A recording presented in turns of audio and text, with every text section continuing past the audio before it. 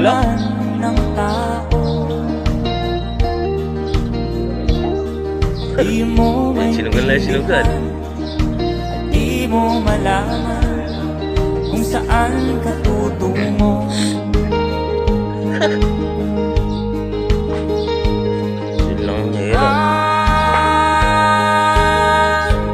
Kung nakamit mo ng pangarap,